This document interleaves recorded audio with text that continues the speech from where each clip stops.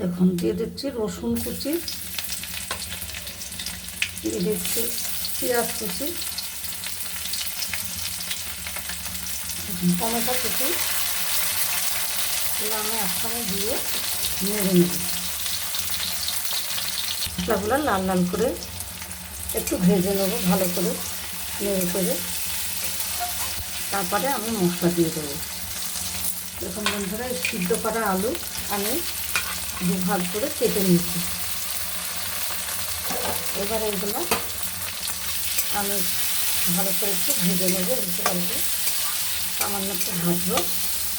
করে রেখেছিলাম সেই মশলাটা আমি দিয়ে দিলাম, গুঁড়ো দিয়ে দিচ্ছি, ধনে গুঁড়ো দিয়ে দিলাম, তারপরে দিয়ে দিলাম একটু লাল লঙ্কার গুঁড়ো, দিয়ে আমি একটু ভালো করে নেড়ে চেড়ে জল ঢেলে দেবো। দেখুন মশলাটা কষানো হয়ে গেছে, এবার একটু লবণ দিয়ে দেবো স্বাদ মতো।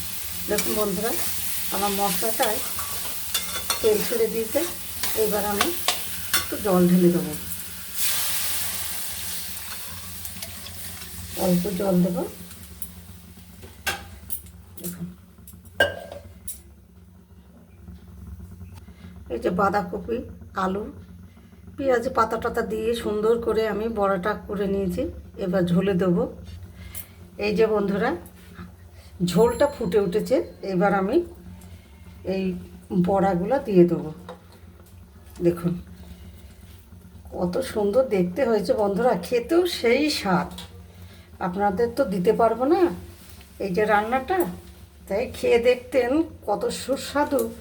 এই যে গরম ভাতের সঙ্গে যদি আপনারা খান, খুব টেস্ট বন্ধুরা, সেই টেস্ট। ভালো লাগলে একটু লাইক শেয়ার সাবস্ক্রাইব করবেন আর আমার সঙ্গে থাকবেন। এবার বন্ধুরা আমার রান্নাটা কমপ্লিট, ধনেপাতা ওপর দিয়ে ছড়িয়ে দিলাম, ব্যাস কমপ্লিট হয়ে গেল।